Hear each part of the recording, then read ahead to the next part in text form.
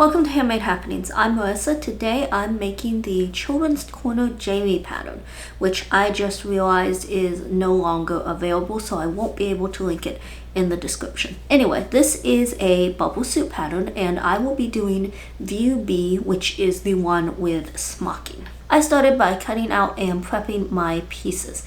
There's 4 collar pieces cut from white fabric. Then the rest is cut from a scrap used for a dress shirt I made my dad. So it's a blue cotton shirting with a tone-on-tone stripe. I have 1 front yoke cut on the fold, 2 back yokes, and these have a fold line marked on the pattern. So I marked those by clipping notches at the top and bottom. Then there's 2 sleeves. I clip notches to mark the fold line at the bottom and on the sleeve cap, so I know the front from the back and to mark where the gathering threads go later. Then there's the main body back. That's cut on the fold. There are marks for the gathering placement. I used notches to mark that. And then it gets cut partway down the center for the back opening. And the bottom of this pattern piece has pleats sewn in, and you can see all these lines down there marking them. There's actually stitch lines and fold lines for each pleat. But I'm only worried about the stitch lines, which are the dashed outer lines. And I mark the bottom of these with a notch.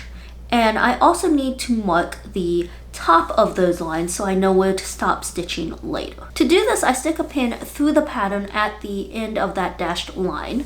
Then I take a needle and thread and just stick it through right where that pin is. Sometimes I'll take it out and it will just kind of leave a hole right there if I've left the pin in long enough. And I make sure to go through only 1 layer. I then knot the thread before and after pulling it through and trim it. This is similar to a tailor's tack, except that I use knots because I have been known to lose my thread if I don't. And with this, I mark both outer edges of each pleat at the bottom, but only one of them at the top. The front body is also cut on the fold. The top will be pleated later, and the bottom has those same pleats as the back, and I mark them the exact same way. To sew these pleats, I fold the fabric right sides together and match up the notches. I line my needle up with them and sew up, stopping at the tack, and then repeat for all of those pleats. Now I can remove the tacks. I usually just pull the knot through. Sometimes though I will clip it. It depends on how tight that knot is. Now I'm pressing the pleats open. The center of the pleat should line up with the stitching, but I don't tend to worry about it if it's a little off, which it was here on at least one of the pieces. Then I iron on interfacing to that area. I keep some pre-cut strips for this. When I was doing it, I couldn't remember if I did this before or after sewing the pleats, so I had to look it up at the directions and discovered it's actually not called for at all. But this is where the snaps will go later, which is probably why I've always added it. The last prep thing I do is go ahead and serge those bottom edges. Now it's time to pleat the front. So I pull out my pleater and thread the appropriate number of needles. The number of rows that are needed is marked on the pattern. Pleating this piece is harder than most of the stuff that I pleat because the onside is already cut out, meaning I don't have a straight edge at the top when I start. So to help position the piece, sometimes I have to kind of slowly pleat it in until I get to that top edge and see where it's at, and then undo it and adjust accordingly. But once I've got it adjusted, I just roll it right through the pleater and I pull it off, leaving a good amount of excess thread. Then I need to block it. I pull the thread till the top of the piece is the size of the bottom of the front yoke. The arm size down lower are just a little wider. I kind of estimate that part. Then I tie off the threads. Once everything's tied to size, I even out the pleats and go over to the ironing board to steam it.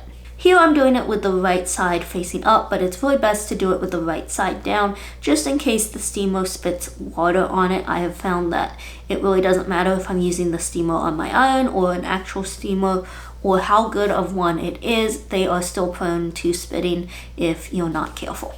I let it sit to cool for a while, and then it's on to the fun part, which is the smocking.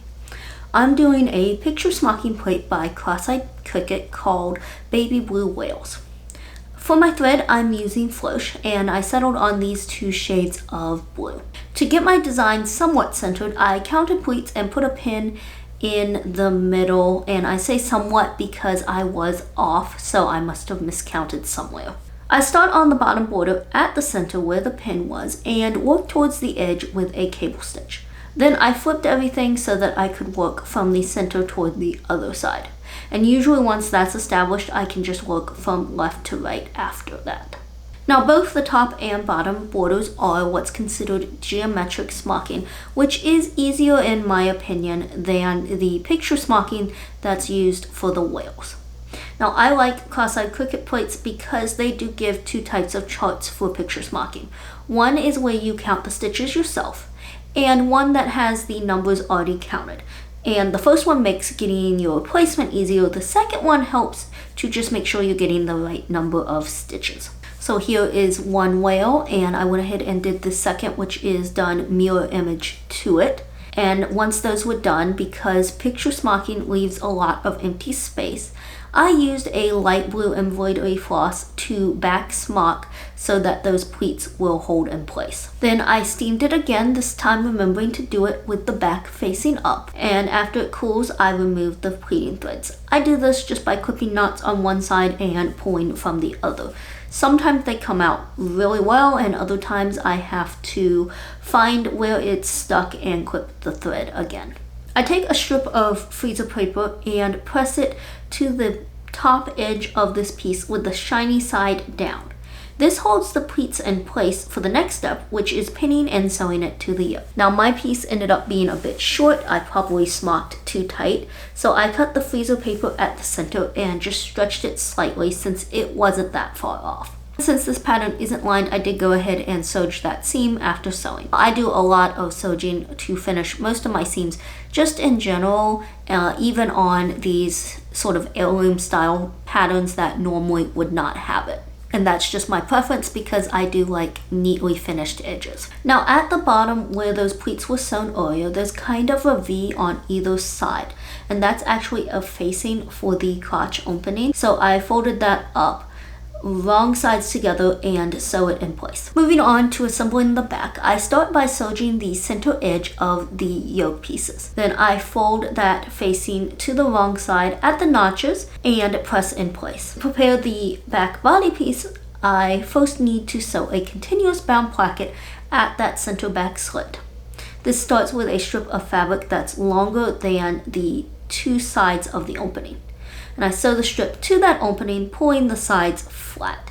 This is a little tricky, but you should end up with a relatively smooth seam, and one day I might get around to doing a more detailed video on this entire process. Now I'm folding the binding over twice and sewing in place. Next, bring the back into place with the right sides together and sew an angled line at the bottom of the placket. Now I'm running 2 gathering threads along the top edge. Then I pin the body to the bottom of the yoke, matching up the raw edges on one side and the placket up with the fold line on the other. And with the placket on the side that will overlap the other once buttons are added, go ahead and fold that over one more time so that it's hidden. Pull the gathering threads until the body is gathered to the size of the yoke and even them out. Then wrap the facing over the edge so that the right side of the facing is against the wrong side of the body. Sew and serge that seam, and now you can flip the facing back to the wrong side. Once that's done with both yoke pieces, I go ahead and fold over and sew the bottom facing. With the front and back pieces fully assembled, I can sew them together at the shoulder seams and serge. Now I need to assemble the collar. I place 2 pieces right sides together and sew around that outer curved edge. Then flip right sides out, press, and top stitch. I did that twice to get 2 collar pieces, and then I lay the pieces on the neckline. I like to overlap them slightly at the center to help prevent a gap, which I did this time, though it didn't work like it normally does. Once the collar pieces are folded in place, I go ahead and fold the back facing over again, this time at the neckline, and pin it in place the same as I did with the waist. And lastly, I add a strip of bias tape on top of all those other layers.